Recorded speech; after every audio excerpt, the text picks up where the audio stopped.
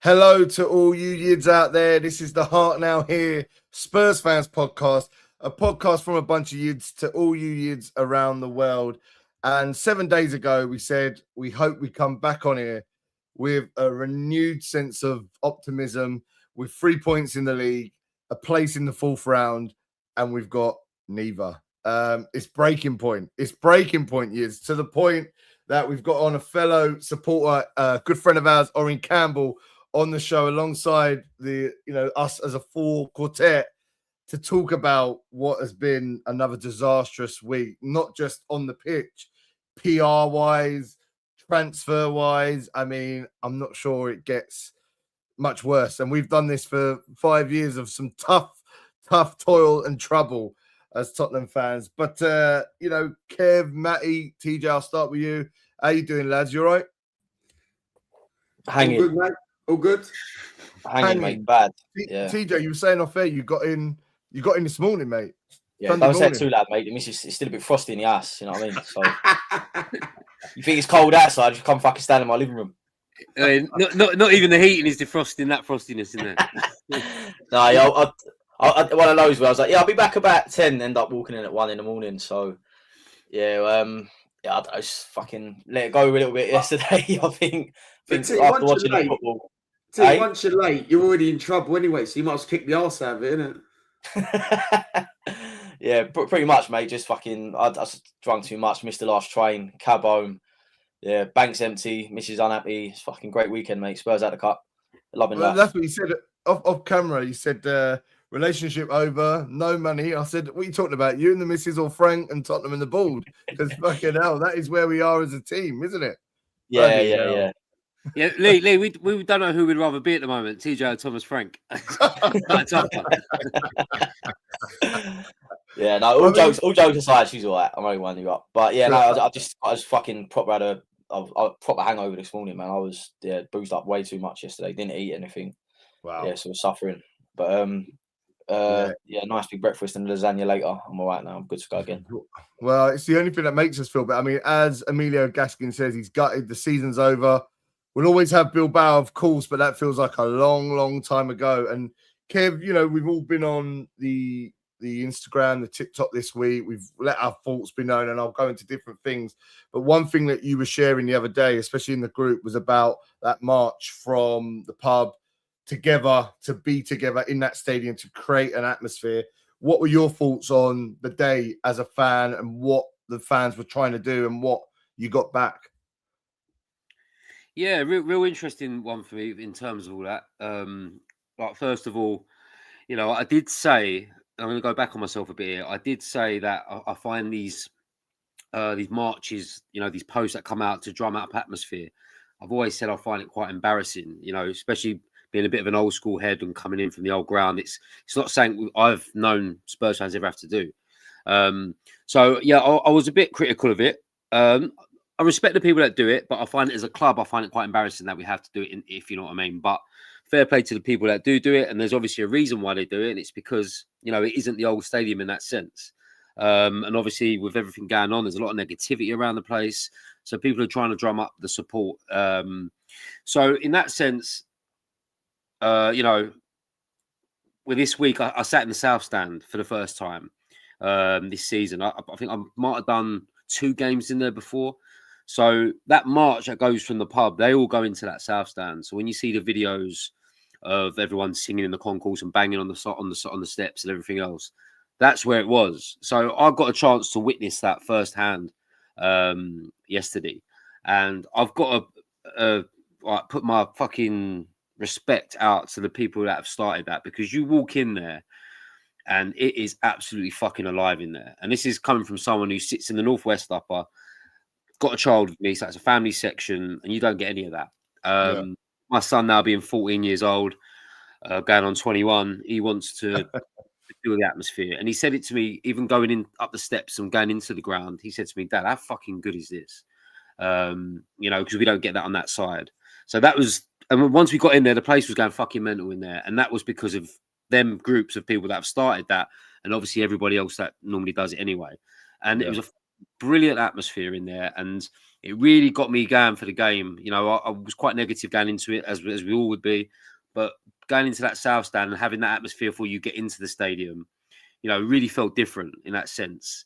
So yeah, it kind of got everyone excited in you know, pre-match and everything else. I know TJ will probably tell you more because he's always in there, but yeah, it just give it a nice feel. And it's a shame that the team isn't giving you that back in terms of that kind of support, because that support in the gangways should transfer into that stadium. But what happens is they all sing and dance and get themselves up for it, and then you walk down the steps and in 5 minutes you're flat as fuck because the team has started a certain way or we're a goal down and whatnot. So, you know, it'd be really, really interesting to see us playing so well and having that atmosphere in the South as well. And it will be infectious around the ground and it will be infectious towards the players. But the crowd is going to go quiet when the team ain't doing well. So how many marches we do and how much support we drum up in the gangways, if it isn't good enough on the pitch, it's going to fucking filter out really quick on the day. And that's something that obviously we need to change as a football club. The supporters are there. We just need the football to match it, you know. And unfortunately, the work ethic of some of them and managerial, you know, wrong decisions and whatever it isn't, you know, in the bigger picture of it, it isn't great in that sense. So in terms of the support will be there, and all Spurs have got to do is play well. And the fans will be there anyway, but you'll just have a better atmosphere down there and kind of give it the whole old White Lane vibe. If you want to give you something to sing about. And at the moment, they're not really giving us anything to sing about. So that's why people have to do these marches. But like I said, fair play to the ones that did it, because it created a good atmosphere for me and my son going to the South Stand. So kudos to you boys. Well done. Yeah, and look, the fans are always going to do their part, but it's part and parcel, right? You've got to be infused by what you see. So before the game, the energy, the spirit, it's all going to be there, but energy transfers to one another. And if the energy from the pitch is not there, fans can only keep up energy for so long. We're not like fans may be in different countries where sometimes they're not even watching the football. The amazing atmosphere is electric in the stands. There's jumping, but it almost feels like a club rather than actually reacting to the football. Over here, we're not so much like that. So you have to get something back. Matt, I was talking to you off air, and you know, someone I've always sort of seen as you're always looking at the positive of where it could be, how, you know, to go down there and enjoy it. You said yourself it might be a sofa season ticket for you now on. How was your thoughts about it and what you felt watching yesterday? Now, first of all, just massive shout out to Timmy. He's actually on the Instagram now, like in the chat. So he's a massive part of the atmosphere in the South Stand. So yeah, massive shout out to him in the chat. Because if you see him in the South Stand, he's the one that starts all the songs and that he's the one on that level deck. So fair play to him, man. If it's getting it going, pumping, that's what we want. Yeah, because we're not in that old stadium no more. It is completely different clientele in that stadium.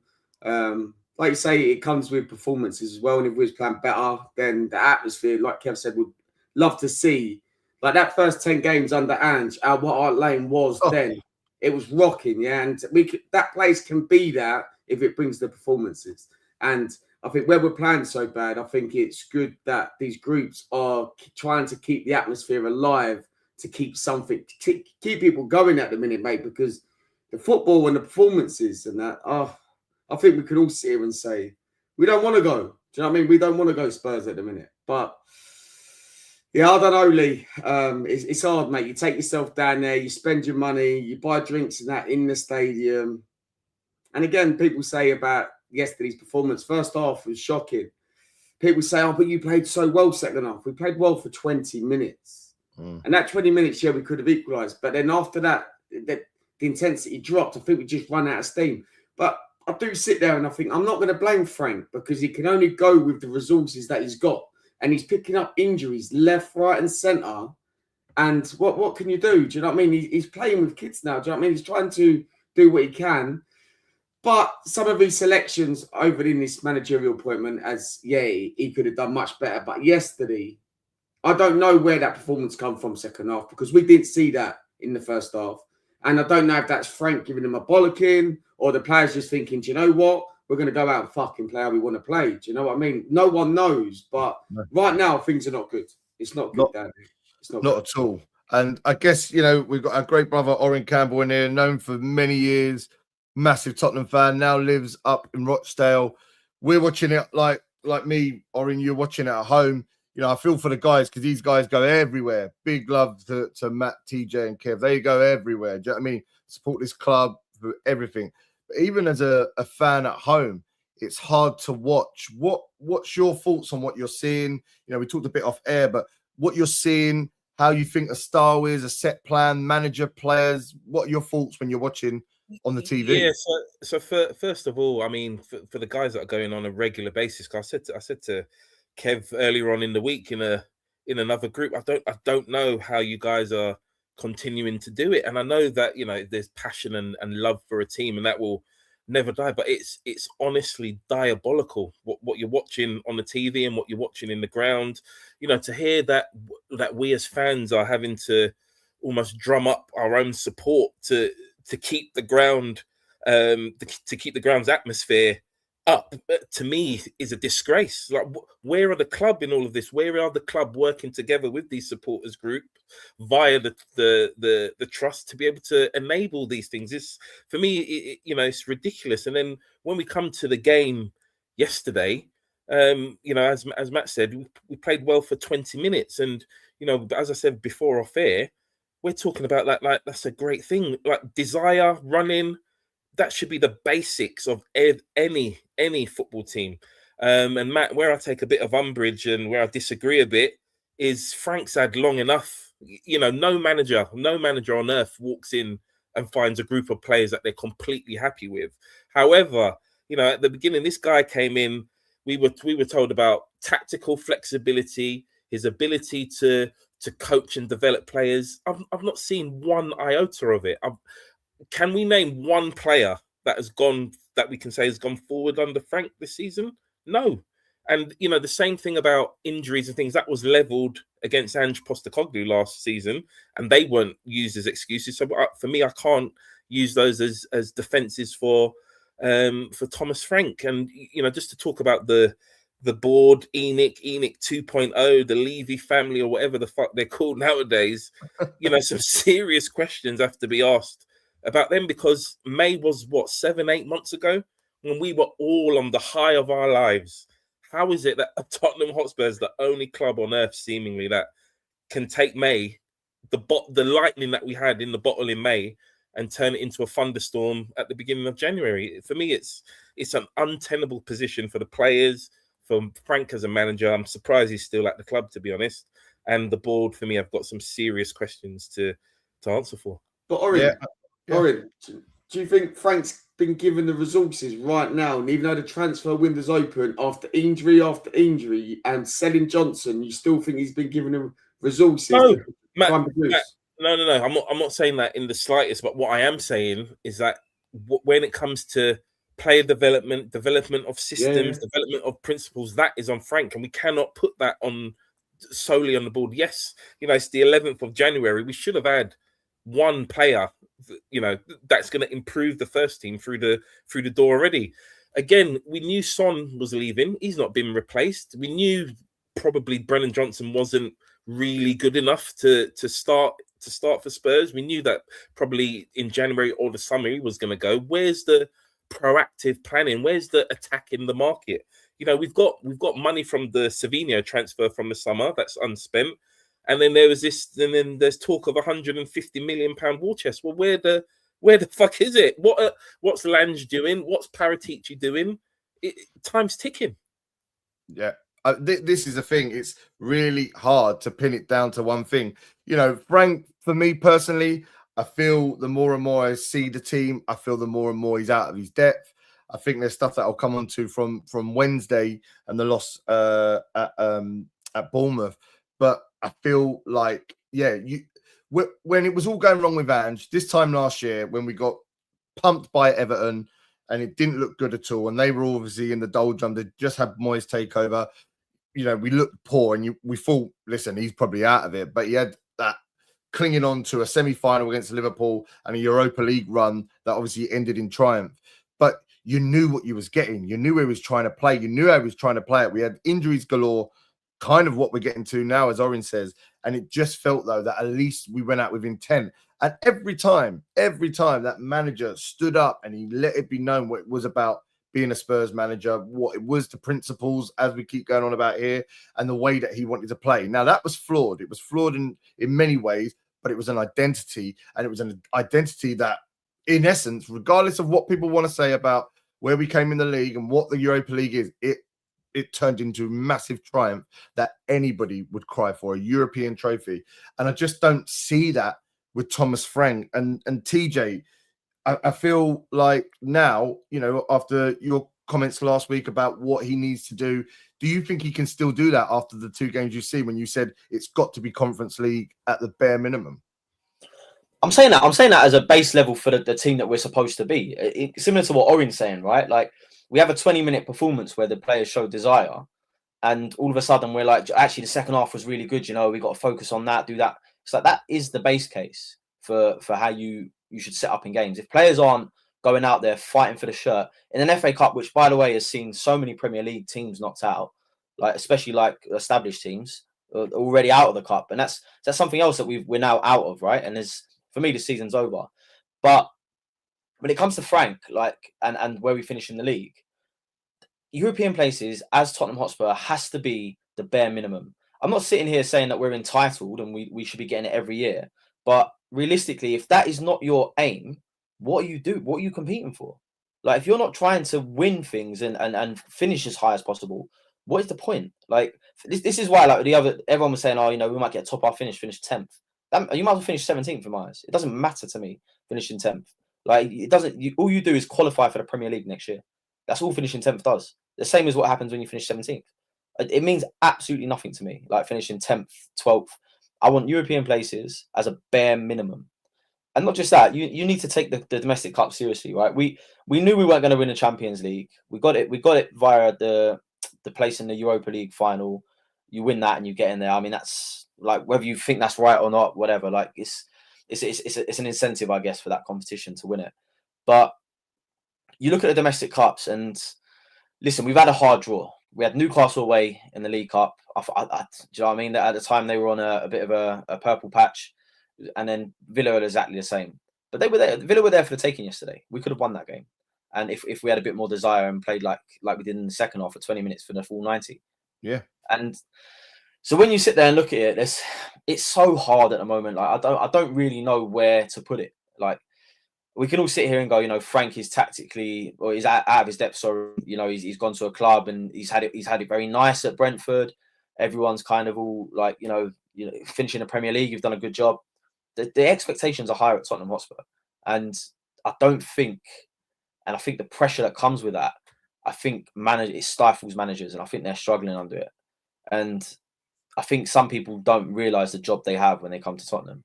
And the problem with that is the players as well. I don't think our squad is good enough at the moment to be achieving these expectations that we should be getting. And that for me lies in poor transfer windows and the lack of we've gone out in this transfer window, we've sold an attacking player where currently in my opinion, we don't have anyone. Like, we've got no one up front, right? We've got no one in attack. Dom Solanke's coming back. He obviously got like 10. I said he'd get 10 minutes at the weekend. But Kulu, Madison's out for the season. Kulu looks like, you know, maybe after the March International. So you sell an attacking player, and the first person you buy is a 19-year-old Brazilian defender. It's like, tell me why I'm going to get excited about that.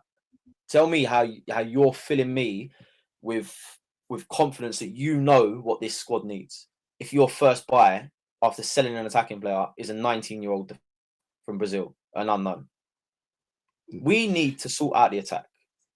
The problem with us this season is we've got nothing going forward. I'm not really like, I like stats obviously, but I'm not really like someone who focuses on them and make like they make or break me. But the XG this season has been terrible.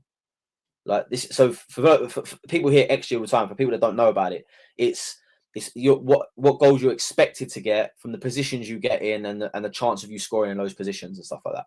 So it basically means we're not getting into situations where we can score goals.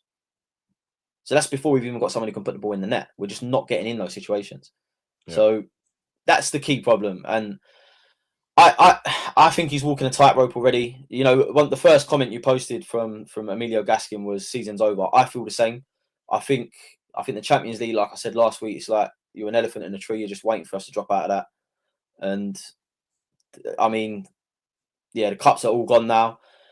If we don't get 6 points, and I'll reiterate this, if we do not get 6 points from West Ham and Burnley, he'll be gone, if not beforehand.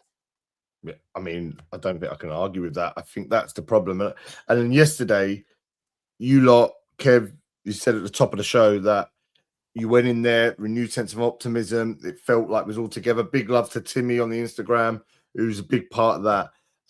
You went in willing the team on to see something. Aston Villa strangled that out of us pretty soon. I thought the first goal, as good as it was, it came down the middle. We didn't close them. They put 4 passes all the way down the spine of the pitch. And then it was a lovely bit from the forward who turned, gave it into the scorer. But yeah, we came in the second half with that 20-minute purple patch that we've talked about. Do you think that was the Frank bollocking, as you said? Do you really think that was the players who just went, we can't go down like this? Do you think it was one of the leaders, if that's what they are, in Van der Ven or someone like that, in the dressing room saying, fucking roll your sleeves up? You know, because what I did see in that was a couple of players finally run with the ball. I saw Simmons start running with the ball. And what a difference it makes when you make a 5-yard dribble and you take that just that little bit more with the ball going forward. It drops their team back. They have to think about where everyone else is, and it opens the pitch up for you. Where do you think that came from? Do you think that was something from Thomas Frank, or do you think that was autopilot from the players? Are you asking me to, Lee? Yeah, Kev. Yeah. Yeah, I mean, I can't tell you what it was, but I mean, I saw Matt half time and I said to Matt, how long are you giving this, you know, before we fuck off and go get back down the pub? And we're both like, you know, 65 minutes, 60 minutes. If I don't see something in 10 minutes, if they exceed another one. I mean, at half time, everyone was fucking doom and gloom down there. It was like, what the fuck have they just churned out there in that first half? You know, what you mentioned there, when you talk about running on the ball and everything else, that was non-existent in the first half. The first half for me was a team that was in their shell, had no confidence, had no idea of style of play, had no patterns, played backwards, feared getting on the ball. It looked like a team for me that was just sort of fucking picked over the fucking park, doing numbers with your fucking mates, Wembley. It was a bit like that. It was they looked like a bunch of strangers together. And this manager's had them now since August. And that first half for me was as bad as it fucking gets. It really was. And I think not only did Aston Villa play well, but you know, they probably took advantage of a team at the moment that is fucking struggling on all levels of confidence and everything else. Now, whether that's they don't want to play for the players, for the manager, if there's too much disgruntlement around the club with fans, if the social media is getting to them, whatever it is, it isn't good enough as a whole. You know, so when that second half performance started, it was a bit like, I mean, I was still having a chat with Matt when the second half started. And I went back to my seat and Cody was like, in 5 minutes, he was like, Dad, we've nearly scored already. Like Simmons was on it. They've come out a different team. He noticed that within 5 minutes. I think I was up there at 48, 49. And in 4 minutes, he was like, Dad, this is fucking mental. They're getting on the ball. They're running. I mean, for us to get excited over a player getting on the ball and running 10 yards and jinking past someone, for us to get excited over that is a fucking disgrace. For a team that's supposed to play a certain way, you're at home in front of 60,000. You've got 9,000 Villa fans that you need to shut up. You've just had a shit first half. For us to get excited over a fucking dribble shows you how fucking bad we are at the moment, how bad that first half was especially. So Can I just say that decision, by the way, was a shocker to give 9,000 tickets to Aston Villa. I know you've got to give 10% as a minimum, but to give them the extra 5% was a fucking shocking decision. Yeah, I mean, it's you know, I mean, when everything's tough as it is anyway, 9,000 Villa fans or whatever fucking club goes in there, they're going to fucking sing their hearts out. It felt like a home game for them in that first half. It's all you could fucking 100%. Hear. But when that second half started, it was like, right, so you've now waited from, I would say, well, I don't know when, if I could pick a game out of this season that we've had such an attacking half of football. Even the odd games that we've won here and there, City away, whoever it was, Palace away, we haven't played great. We just defended well and scored on the counter.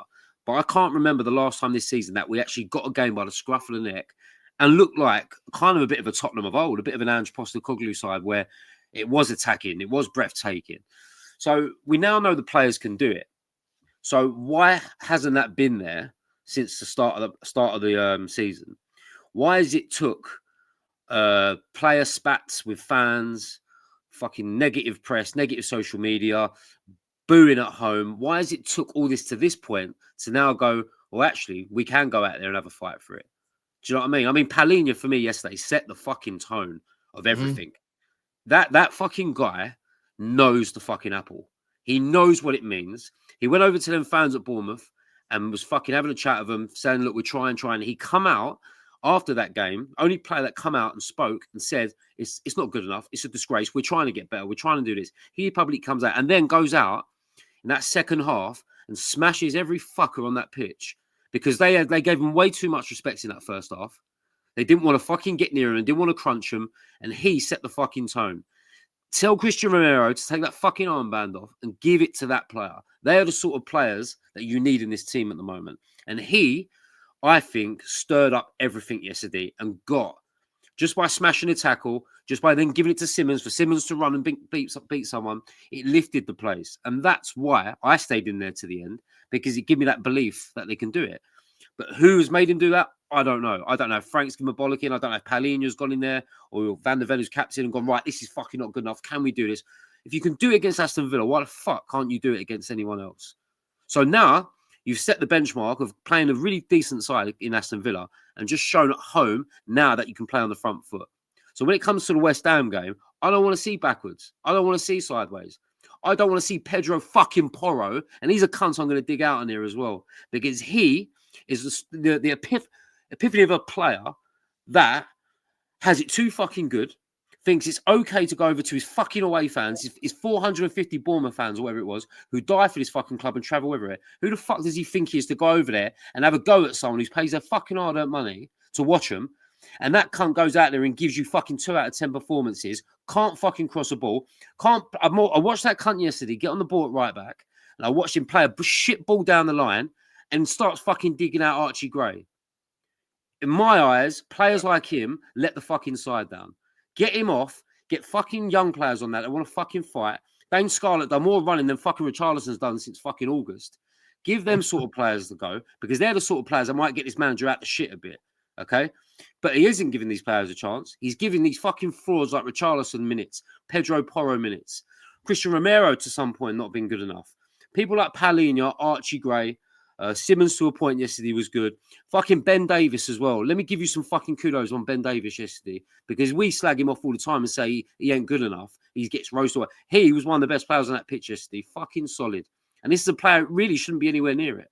And it's players like that who will get you out of shit and die for this club, and they're just like us in the stands. But you've got players like Pedro fucking Porro, who thinks it's okay to go on that pitch, express himself like a fucking baby, whinge at every shit pass he makes, has a go at his fucking supporters. That's the sort of players I don't want. And they're the sort of players that have got good managers to sack in fucking recent years. So from now on, second half is now your benchmark of how you go forward in play. I want to see that at West Ham, and I want to see it from minute 1 to the end minutes.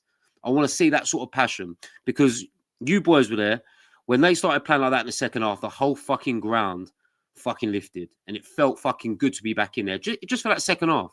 Yeah. That was the best bit of football I've seen down there all year, and we fucking lost the game. Do you know what I mean? I'm going into that game. This is where I was. I was going into that game at half time. Cody went to me, Dad, what time do you want to leave? I'm like, 60 minutes. But I said, Cody, do you know what? All I want from them that second half now is just to show a bit of passion. If we lose, we lose. I mean, I shouldn't be saying that. I should be saying, like, no, I want us to get back in the fucking game and win it. I'm at that point at half time thinking, I just want you to go out and just show a bit of passion. You can go out the cut, but I just want you to show a bit of passion. That's how much we're starved of that at the moment. And that needs to change. So the second half performance from now is how you go on. And then we'll have to see. But if it starts going back to how it was, sideways, backwards against West Ham and Burnley, like TJ said, if you do not beat them two teams that are sitting below you and probably relegation bound, then you deserve to either be sacked or you deserve to go down your fucking selves, because it wouldn't be good enough. Yeah. Sorry, lads. Sorry. No. It's great. That's we need that passion. My fucking mic and everything. No, they need that passion there. I mean, Pedro Porro's a cunt. Do you want me to put you backstage for 10 to cool down? Fucking hell, man. Set the top off. But Matt, like saying that, Matt, as Frank got the dressing room, is it like the inmates running the asylum? Is it Paulinia's gone, fuck this, puts a tackle and goes, you lot fucking join me here? Or was it a bollocking? Like, do you think he's got that dressing room that can help us get 6 points in these next 2 games? Do you know what, Lee? I think there's a couple of key players in that squad right now, and you see a lot of frustration boiling up after kickoff, and like Pelini yesterday, Van der Ven yesterday. I think there's certain players now just thinking, fuck this. We need to roll our sleeves up and we need to just divert at what Frank kind of wants us to do. Like, and I honestly do think that. I think Pelini yesterday just thought, fuck this. I'm playing my own game, and boys, you're all going to come on this train with me.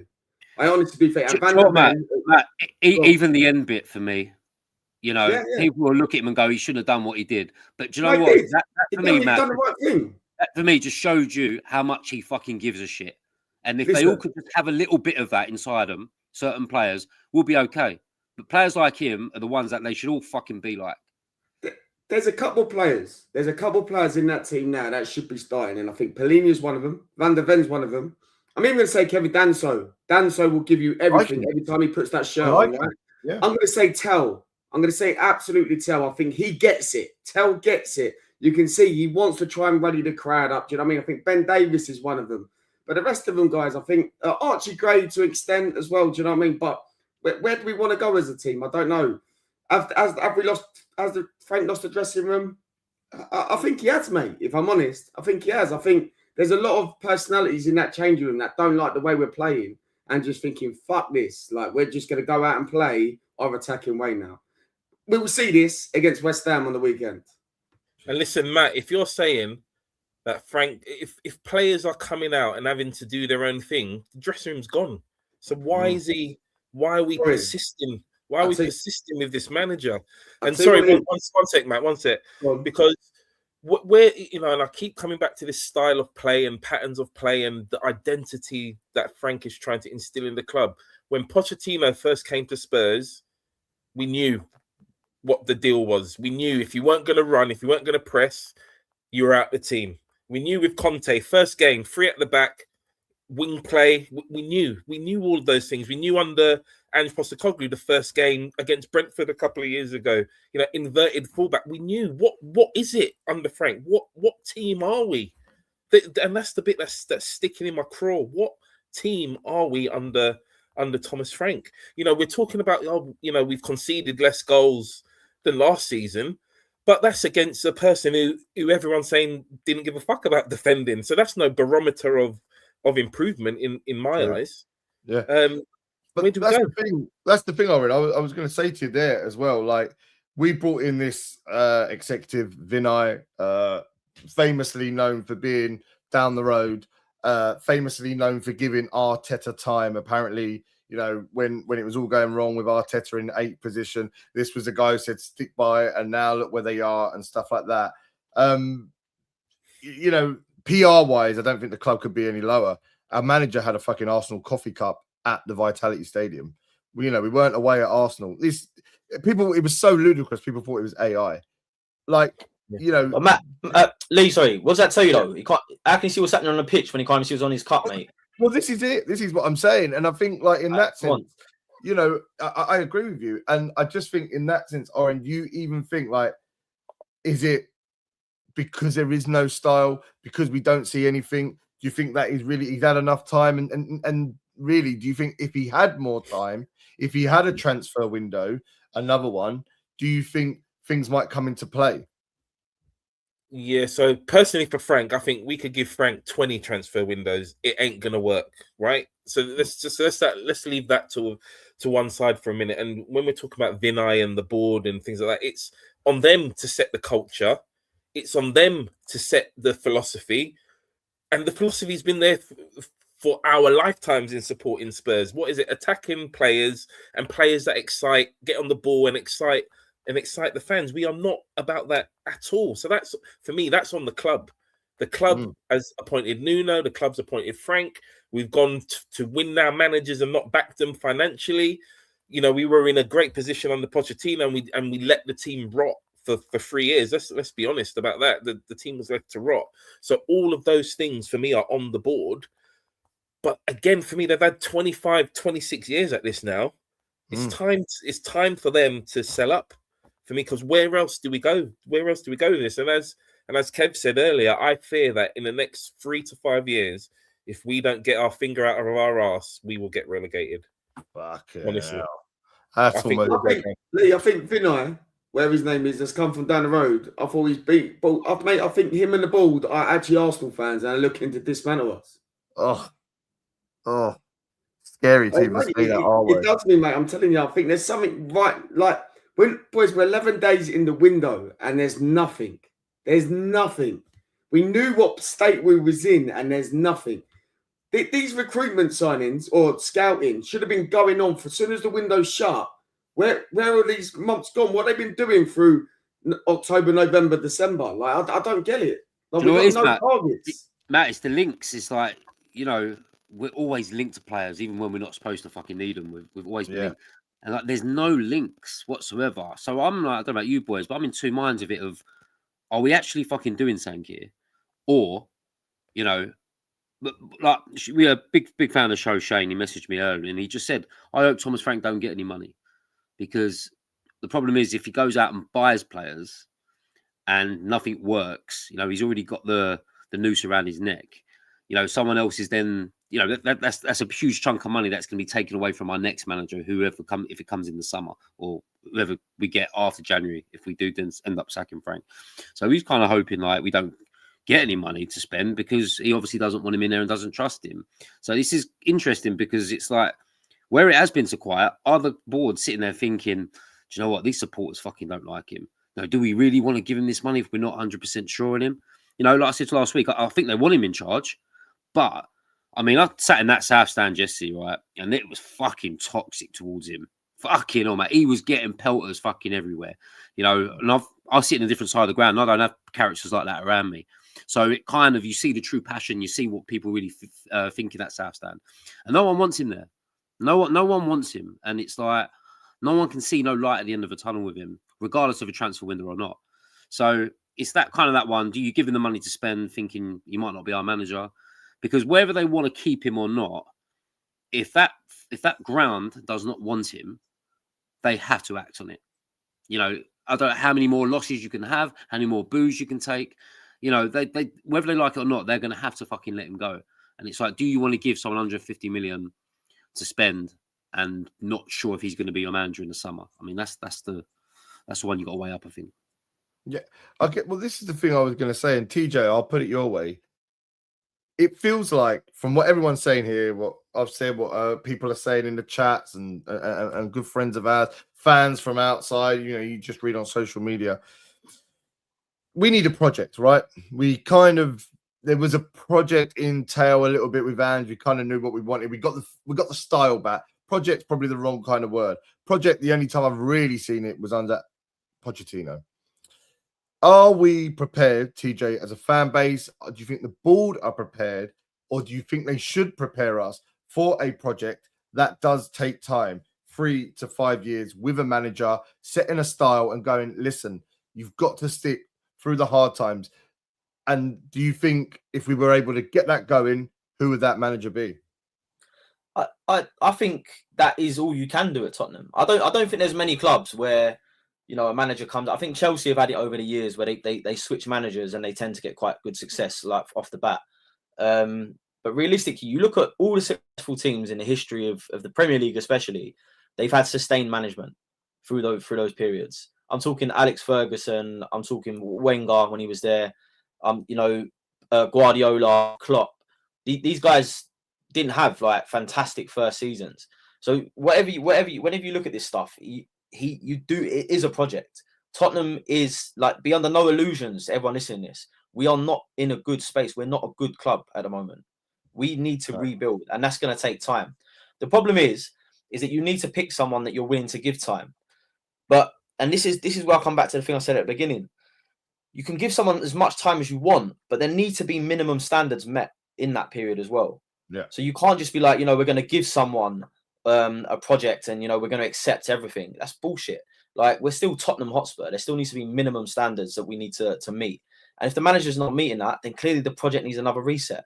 And I get what everyone says about the manager merry-go-round, but then we need to be doing a lot better to work out the philosophy that we have as a club, like you said just now, right? And finding a manager that fits that mold, as opposed to us trying to change the squad all the time to fit the new manager we want to bring in.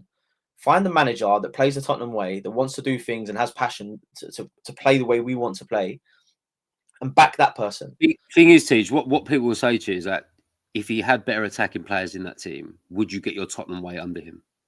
What do you think? Maybe, but then this goes back to what we're saying, right? Like, where the fuck are they? Like, it's at the end. I said this on the last pod as well. You have these transfer windows. You know they're coming up, and like we on this pod can all see where the improvements need to be in that team. Why the fuck are we not buying anyone in those positions? Why are we buying a 19-year-old defender from Brazil? Like, I can't believe that there's people at this club that don't have that vision. Are not able to see that. I don't believe that's a thing. So clearly there's some other factor why they're not buying these players, or why they're not addressing the issues that need to be addressed. I don't know what that is. I have no idea, and we'll never know. But yeah, listen, it is a project. We are a project at the moment. We need that, but it's still minimum standards that need to be met. You can't just keep saying we'll go through the bad times. Even Arsenal, right, under Arteta, they were still finishing in European places. They make me laugh. They talk about our Europa League and all that, and you got to be in it to win it. They were in it for fucking 5 years and didn't win it once.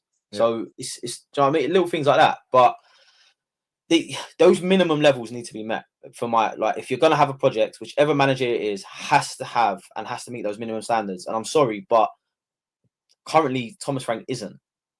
And I'll be honest with you, I'm a little bit in two minds about whether it's given time or not.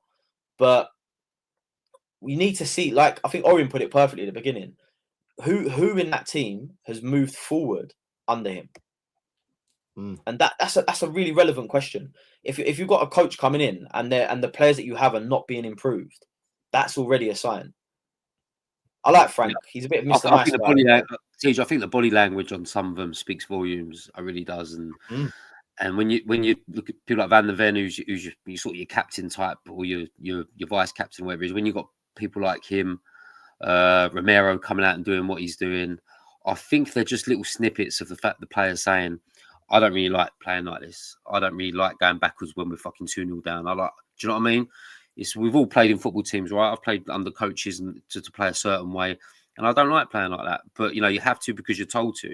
I don't want to see Jed Spence dribbling backwards when he's got all that grass to run in front of him. Shit like that. It's like that needs to fucking change, and he's the only one that can change that. But he's got such a tough job in his hands in turning the supporters around them. Like, I went in the mid-90s, right, where it was really shit.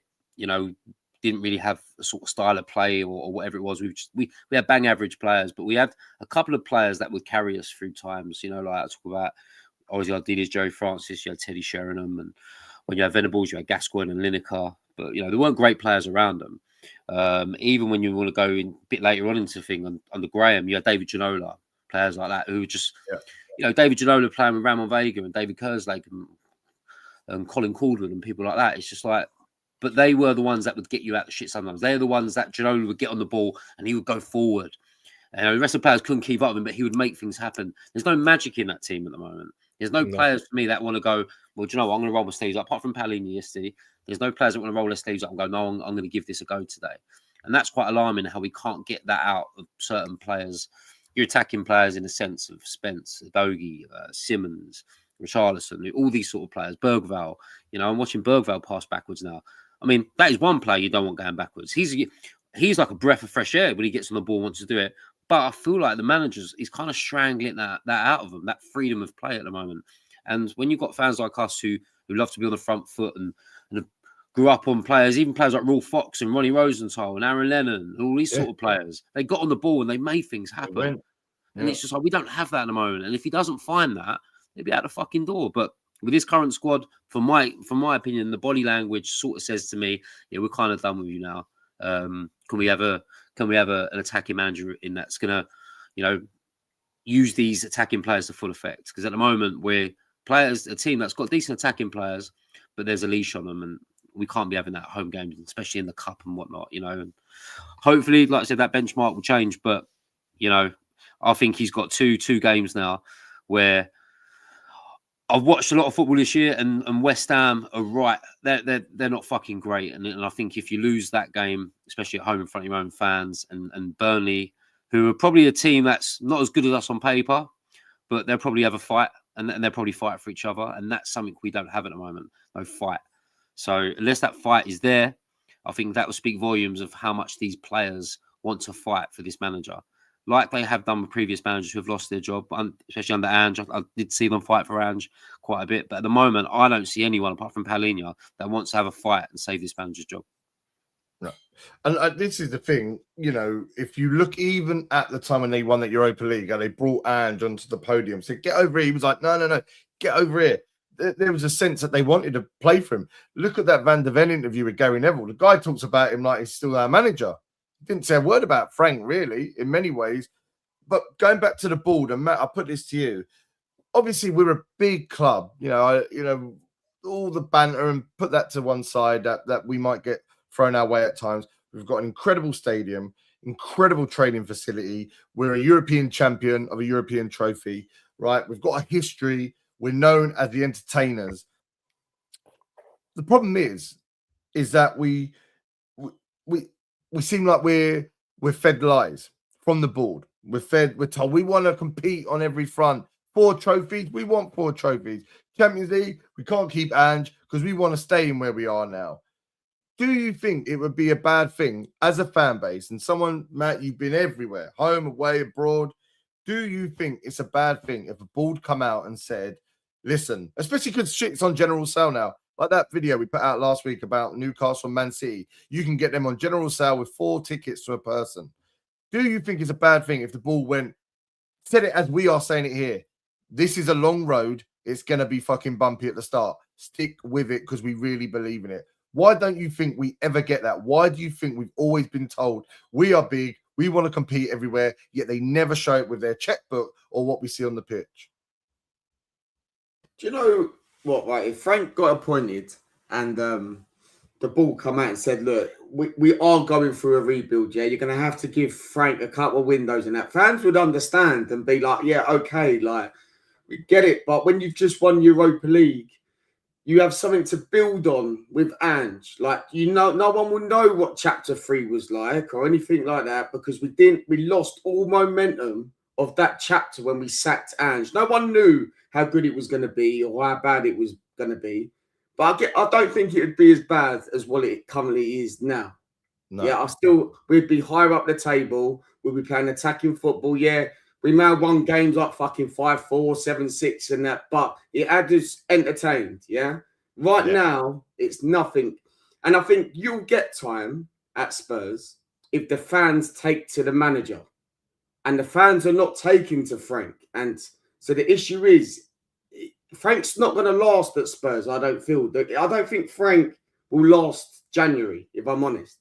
Because we might beat West Ham, but I don't think we're going to go and beat Burnley. And then we're going to go and lose to Newcastle, and then we're going to go and lose to Man City. So come the end of January, I think Frank will be gone. And I said this in the WhatsApp chat the other day. I think the fans are so disconnected in Tottenham right now. I think one good thing the board can do in January is potentially bring back Poch in the summer. It might not work. It might not work with Poch, but it's to get the fans back on side into the stadium. He may only last 2 years, but then he'll be part of that. Yeah, but Matt, we want. I said in the group, we want stability, mate. No, I know. To have to hire a manager just to make everyone happy again. No, I'm not saying that. It doesn't show a real thing of ambition. Kev, do you not think Poch will bring us stability then? I don't think that's a given at all. No, it's not. Nothing's a given. Nothing's a given. Yeah, he had a team as well. He had a team that was a lot better than this one. Like, okay, but he progressed a lot of players in that time as well, TJ. And he's got players, good young players like Bergvall, Archie Gray, Tell, Odobert. You're telling me he can't move them forward? I'd take him in a heartbeat. I would, 100%. I'll have Poch back tomorrow. So with the board, they just need to be honest with us now and just tell us what's what. Yeah, don't tell us you've got 150 million kitty there and they're not going to spend it. Don't go and bid 80 million on Gibbs White and give us full readings. Do you know what I mean? So where is all this 80 million now? Like, what is it suddenly just gone? Like, they need to be honest and just say guys, you're just going to have to be patient, and we're going to have to do this over the next couple of windows. And then the fans will understand, but don't just give us false readings where they come out every single week before the season starts in September, and then you don't hear from no one again. Like, I know there's another protest, I think, planned against West Ham, and I honestly do think now the only way we're going to get out of that board, I honestly think the protest isn't enough. It has to be a boycott of a big game on TV when it means something. West Ham would be ideal for that. Just boycott the game and just let it be. That's me personally. Yeah. And that will hit the board so hard because it's a massive game for us that normally sells out that 60 whatever thousand stadium. But imagine going in there with only like 20,000 fans. We've been saying that for years, though, Matt. As a podcast, we've been saying this for years, right? That's the only way to hurt we the need to do that, boy. Boycott games.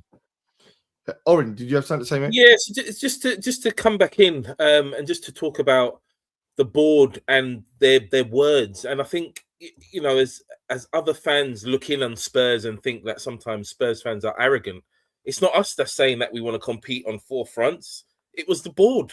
Yeah. After they sacked Ange Postecoglou. So how could, for me, that translates as we're going to go for this, guys. And you get a manager that befits going for it. And for me, when Frank was appointed, you just felt a little bit like, oh, all right, it's Thomas Frank. Like, do you know what I mean? It didn't inspire. So if it didn't inspire me as a casual fan, what is this doing to players who, like you said, Lee, earlier, Van der Ven still sounds like he'd run through a brick wall for him. So we have to look at who does inspire you, Oren? Who inspires you?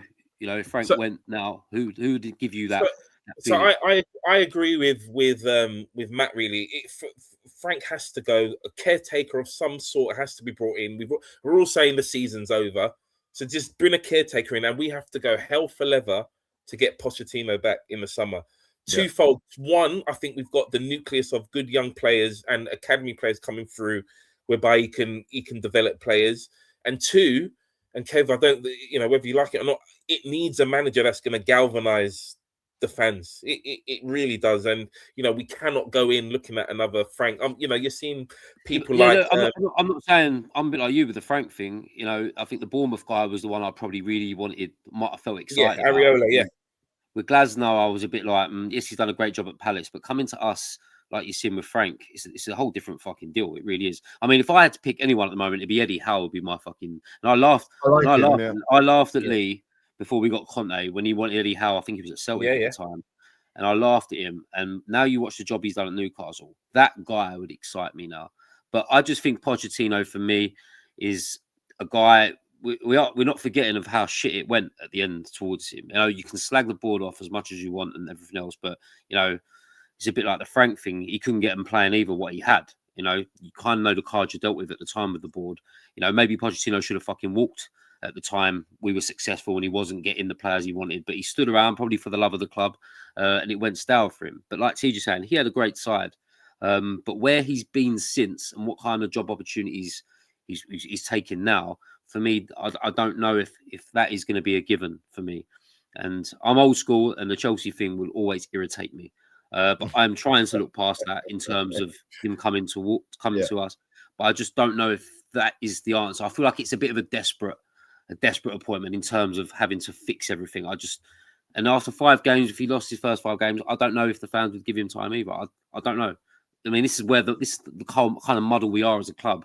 Coming from the board, like you're saying, nobody knows what direction we're pulling in as a club, and that's alarming. And I mean, I come in last night and dropped a big long message on the one of our other chats, or in the league that you're in as well, and said about Arsenal and you know how they've done it the right way, and we really have to look at them in terms of a team. Really, at the point of Arteta, we was kind of better than them, or as good as them. And where they are, where we are, and that has got to be put on the club as a whole of the wrong direction, and the bullshit, like you just said, Oren, that they're feeding us to go that we're going to go one better this year. We're going to go and buy all players. We're going to challenge on 4 fronts. Daniel Levy saying he wants to win the fucking Champions League and the title and all that. Come on, boy, it's fucking fella's load of bullshit, you know. Yeah, but sorry, Lee. The irony of Arsenal is they were probably looking at our model 7-8 years ago, and they were. What Pochettino was doing. They were. That's why you see Saka, Smith Rowe, although he's gone, and Skelly, and like you do. You know, I don't want to give them the time of day on that, but the model, as you said, Kevin, that chat was right, and it's worked. But they saw with Arteta where they wanted to go, a style that they wanted to play. He might have not got it right all the time, but they believed in it and they gave him the money. Oh, you want a centre midfielder? Here's Declan Rice. Oh, you want another centre half? Here you go. You got this. Oh, you need the forward. Whether or not this guy Gyökeres has done any good, they've given the money where they think they need as well. Yeah, goalkeeper. They've not shied away. One that should have come to us and fucked about and lost him. Yeah, I mean, how much would he improve the side? Because I think the current keeper at the moment isn't at the fucking races whatsoever.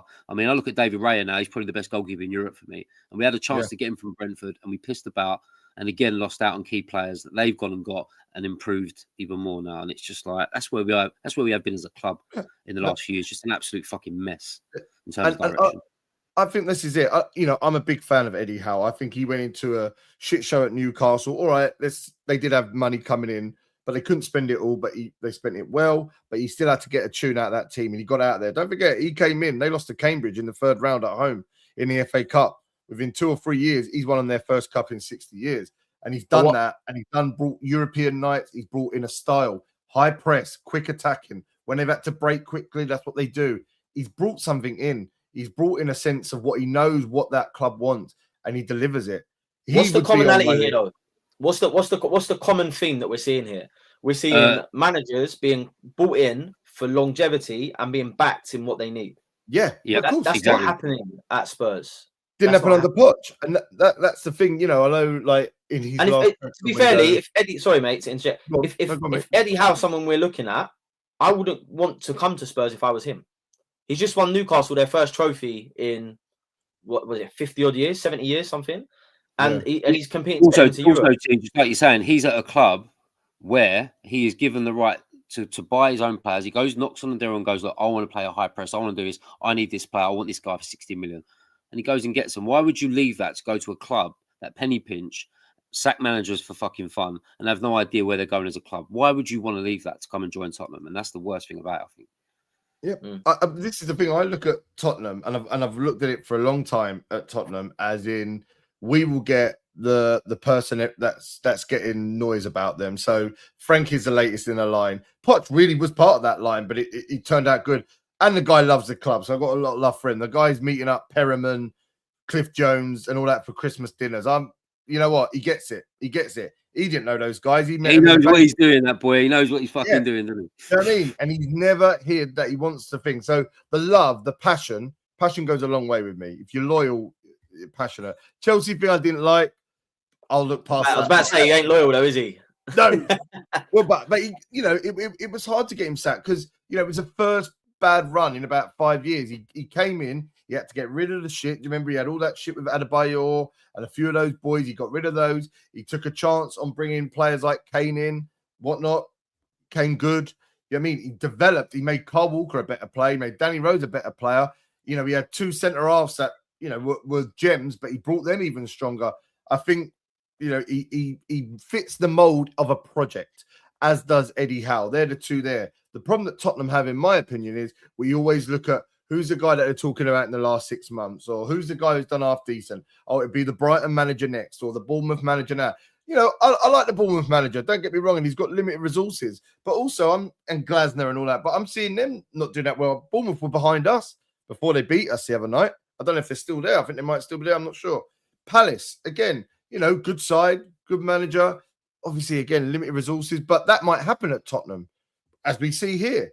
But at least, you know, I think we'd only get Howe if he gets sacked from Newcastle. I do believe in the next year, maybe even by the end of the season, they will look on to get a big name. I do think that will happen. There's already talk about it sort of happening around there. He's got to almost repeat what he did last year to keep that job, or get him in the Champions League. Yeah, so he needs to repeat some form of success. But for me, I just feel that this board do not look at football in a wider sense, and they do not understand what a project is, and they do not come out to us as fans, whether that's us at the armchair or you guys there, dead front center every week, home and away. They do not come out and they do not talk to us in a real transparent manner, you know, and that is the thing. The first thing I would do as a board, fucking get the people on side. give everyone a fucking token for a pint and a pie. We're in this fucking big old fucking stadium with loads of money. We see the profits. We know what they earn. We know what they make. What does it hurt to go, you know what? We ain't been good. Here's a drink on us. Come in. We really want this to work. Where is that kind of chat? I've seen it at Leicester City back in the day. And what happened to them? They won the league. They won the FA Cup. We can say now, all right, they've been relegated. They're a yo-yo team. But I tell you what, I'd take the league and the FA Cup in the last 10 years and bounce up and down and then win a championship. I'd do that kind of thing. You know what I mean? At the end of the day, but with a board that understands what you want. This board, all they think about is the bottom line. The bottom line. Oh man, it was unlucky, wasn't it? We got beat today. But go and watch James Black in Gangway 302. That's no diss on James Black. That's just saying, like, that's what we think about. Oh, just go and sing your troubles away. No, let's start like that. Let's go right. We get you. We get you. And there's no one, not even Levy. They don't get us. They get what is right for the business. They get what is right for the family. They get what is right for the company of Enid. That needs to change for us to all understand that this will be a marathon, not a sprint, because it's going to be tough and we have to stick through it. That's how I personally think it all works, because otherwise you become disillusioned. There are times now I'm looking, I've got fucking Sky, TNT, whatever stream you can find. And there's times I'm going like, babe, put on the traitors. Yeah. Put the traitors on. Fucking hell. Like when I watched SmackDown early. Do you know what I mean? Because you can't. I want to feel good. Do you know what I mean? Is Pochettino on the traitors? Mate, he's not. He was a traitor, but in an indirect way. He didn't leave us for it. But yeah, for me, board transparency would go a long way. This guy, Vinay, came in as a PR guy. From July to September, I saw that guy in sit-down interviews, press clippings, newspaper articles, sound bites on Twitter. Since then, the first time I saw him yesterday was clapping at the game for, big love to Martin Chivers. Do you know what I mean? That was the first time I've seen him clapping for him. I ain't heard that guy. In our tough times, I haven't heard a word from him about where we're going, what the state is. Stick with it. We really know where we're going. Just a little bit of a feeling of us to understand. I've not seen any of it. And that, I think that's one of the big problems, Lee. People say, I put that picture on the Instagram of the Supporters Trust, and like they're like us. They demand answers. They want to know where we're going. They don't like the quietness. And when it's shit like this, you really want your board or your chairman or Vinay, whoever it is, to come out and go, right, look, this is what we're doing. This ain't happening because of this. You just want a bit of honesty, and that's where I think it rubs people up the wrong way. Where we're too quiet when things are bad, but when things are okay, we're fucking, like you said, going on interviews and having interviews at the training ground and everything else.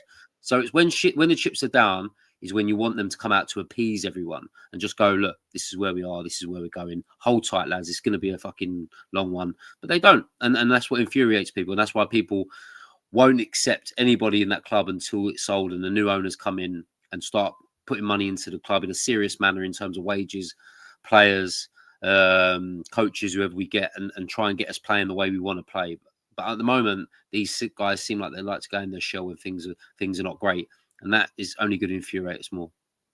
Yeah, and that's the problem. Like I would take it if a board told me, guys, this is how much we spend, this is how much we make. We're like the 7th, 8th team in expenditure, so we're going to try and get Europe. This is where we are. It's going to be a few years. We want to sort out more payment on the stadium and break down loans and what. If you tell me all that, as much as a football fan, I know it's all stuff that I shouldn't have to care about. If you tell me how, like, listen, I listen to the government, right? Whether I agree with them or not, that's not the thing. But if you tell me how things are going to go, at least I know where your head's trying to get at.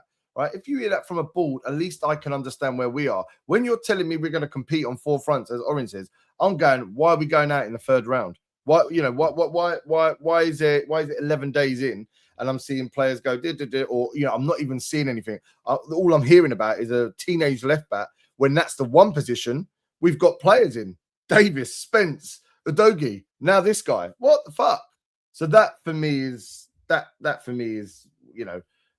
it's unspeakable, because they don't help themselves. And then they get out of jail because they'll get rid of this guy, and then they'll go and get Poch, and then they'll go, well, we're delivering what you asked. You're all singing, or, whatever it be, you all want him out, but we've done it. We're listening. We listen to you. It's bollocks.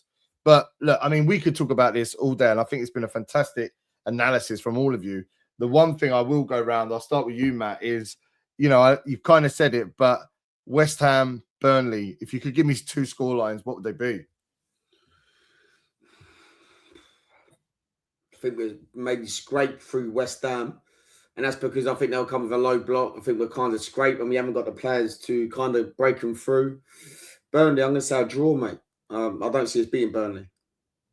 And would he keep the job for that? Is that enough to keep the job? Look, then I don't think, look, part of me thinks that Frank will get sacked in January. The results don't go his way. But then it's another manager, the board, that have failed. Yeah, and that's the truth. Like, we're in January. The board are failing Thomas Frank right now by not giving him any resources at all. He's down to his bare bones, playing kids like Anjak to do, and we kept saying the same thing. What are the board going to do about it? The transfer window is open. What are you going to do about it? And right now, there's nothing. So they're going to foul another manager. Yeah, it's pretty shitty. Orin, you could give me 2 scorelines, mate, and where Frank is after those, what would you say? Yeah, so West Ham, I don't think we'll beat West Ham, to be honest, at home. I think there's a draw. There's a draw there, and Burnley, I can't see us winning that either. To be perfectly frank and honest, I cannot see it. My arse is that far up my head at the minute, or my head is that far up my arse, should I say? I can't see where our next win's coming from, guys. Unfortunately, Teach, how do you feel? I just think they're must wins. I do. I mean, obviously we've got the Dortmund game in between that as well. But yes, of course. I mean, who knows what's going to happen with that, right? I mean, like I say about the Champions League, I think it's just staying it as long as possible, really. So you're not gonna win it. So, but yeah, West Ham, it has to be a win. We can't not win that game. If we don't win that game, I mean, they lost fucking 3-0 to Wolves. They were awful in that game. Just about the Forest game as well. I thought they were. Wolves beat us at the moment. I'm telling you now, if we went away to Wolves now, we'd lose. Yeah, no, that's if that's bad, if that's the case. But yeah, I think we'll beat West Ham, and I kind of agree with Matt. I think it will be scrappy. I think maybe like a 2-0, like 1 goal each half sort of thing. It'll be scrappy. I don't think we're going to go and blow them away. And Burnley, I still think we'll win that as well. I think Burnley are a side that don't really know themselves at the moment. I think they're struggling to get results. They can't keep clean sheets. Listen, I thought we was going to win every game over the festive period, and you know what I mean, I looked at the fixture list we had, and for me that was meant to be our easy run. And then you look at what we've got coming up now. Obviously, West Ham and Burnley aside, that we have got probably one of the hardest February's fixtures we could ask for. TJ's still pissed from last night. Well, probably. But listen, I think we'll win both them games, but. I mean, that's me saying it because we have to win those games. If we do not beat West Ham and Burnley, we are in trouble. I don't think we'll get relegated because I think there's three worse teams there. But if you do not win those games, we will be down there. We'll finish in 16th, 17th again. Fucking hell. Kev, next 2 Prem games, massive. Yeah, it's huge. Kev, scores. Yeah, I'm going to go the other way. I miss the negative normally, but I think that second half performance against Villa is so important now to, like I said, to set the benchmark. And I expect us to start the game like that. I really do. They know they can do it. Whether or not they took it upon themselves to do it, I don't know. But that is where, if they have done that, that is what I want them to do again against West Ham. So I think with players coming back, I mean, with Dogi back in there, Solanke back, who's the other one? I can't remember the other one is now. But, them sort of players coming back in with such an importance in the game. Romero was the one actually going to be back for that, isn't he? So I fancy us to beat West Ham. I really do. But, if we didn't have that second half performance like we did against Villa, I would say that we'd probably draw or lose. But that has just given me a bit of fucking false hope. It'll probably come back to bite me in the fucking arse, but it's just given me a little bit of a glimmer that, they actually can play like that when they want to. And if they did play like that, I don't think West Ham live with us, and I think we'll win comfortably as well. But the Burnley game is going to be a different. I think that's going to be a bit of a trickier game in sense of going up there, playing against a team that are going to try and rough you up a bit, going to go at you. It's that creative side. What TJ's saying about low blocks as well. you know, if they can play like they did against Villa in terms of attacking freedom, then it's a different story. But I think Burnley would give us a tougher game than West Ham. So I'm going to go for 4 points out of the 2. You know, and I think Frank sneaks through January before the big games start in February. I mean, like TJ saying, that February run is fucking horrendous in terms of where we are as a club at the moment, the players, the teams we're playing. So it was really important to get these wins against Palace. You know, should have beat Brentford. Them should have beat Sunderland, them sort of games, because it is going to be a tough Feb. So we'll have to see. But yeah, I'll go for 4 points. But the West Ham game is like TJ said, it's massive. And if he doesn't win any of them games, then fucking hell, he is really a dead man walking, I think. Yeah. I mean, look, lads and everyone listening, watching along, thank you very much. And big love. It was Timmy, wasn't it, Matt? Have I got his name right there? Was it right? Timmy was in there. Yeah, Timmy was in there. Yeah. Big love to Timmy. Like, you know, it means so much, things like this. You know, when you've got supporters that will do this all the time, that will try to G up like a set of disgruntled supporters, because you can't help but be disgruntled. So we need characters like that. So big love to Timmy. This Saturday, it's a 3:00 kickoff against West Ham. That is perfect, peak. You know, it's traditional. It's exactly what you'd want. You know, like, get in there, enjoy the day, and let's hope that we get something from this, because it is so important. Nobody ever wants or shows hate to a manager. It's not that we mean it in that sense, but if you can't see something coming in the end, that's the like we've been saying here. I think Oren said it, the bare minimum is seeing what we've seen for 20-25 minutes yesterday. We've got to see that. If they come out like that, you know what I mean, it's just going to G us up a little bit. Everybody, whether you're in the ground watching at home, you're just going to think, okay, right now, you know, sometimes with management, you know, you've got to sometimes see yourself and go, well, that's not worked. That seemed to work. Let me give more freedom to so and so. If that can come out and we see that manifest against West Ham and it's a positive result, everything just looks a little bit brighter. There is a long journey. The board have to come out for me to do a lot to help us all understand what this journey is. Support the manager or not support. If you're not supporting him, then you're already fucking him up. But yeah, we could go on for days. Lads, it's been a real, you know, it's tough, but it's a real good barometer of where Tottenham sits from a fan base. You know, we've got you guys, Matt, Kev, TJ. Thank you so much. You've been there yesterday. Let us know about the atmosphere, about the intent, but about the real struggle. And Oren, you know, fantastic viewpoint on it all holistically, seeing exactly what this club is about and where you think it's going wrong. And, you know, the values and opinions have been fantastic. So let's hope that we turn a corner. That's all we can do now. You know, it's been a shit week. All we can do is turn a corner. Oren, big love, bruv. Come on anytime you want, mate. It's been a joy to have you on. No worries, anytime. And Matt, Kev, TJ, all the very best. Are you all going on Saturday? Yeah, everything we've just said about boycotting it, and we're all going. Yeah, so I'm going. I'm actually not going. So TJ, make sure you get them fucking going at South Stand, mate. I'm not going either. I'm not going either. Oh no, right. So to be fair, I say this now. I see how I feel at the moment because fucking it's boring, isn't it? But it's West Ham. I love beating West Ham.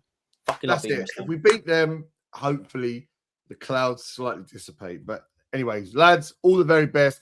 Thanks for everybody who's been watching. Big love to our sponsors, Hotspur Heritage and Optimus UK. Please give us a like, a follow, a subscribe. Tell everyone you know about the Heart and Hair Spurs Fans podcast. We're across everything. Obviously, our pods are on Spotify, Apple, Google, wherever you get your podcast. But we're also socially on Instagram, on TikTok, on Facebook, on X. We're everywhere. Please come and follow us. Give us a like and subscribe because it really helps us to get our podcast out to many people. And it's been a really positive week to get our viewpoints because that's all we are. We're a bunch of Spurs fans. None of us claim to be oracles. We're passionate. We're emotional. We tell it as we think it is. We're guys that want to get down the pub and discuss it. That's kind of what we do here. So your likes and your subscribes really mean a lot. Let's hope we are back next week with a victory over West Ham. Until then, keep the faith, however hard it is. And come on, you Spurs. Chim chimney, chim chim chim. Cheers,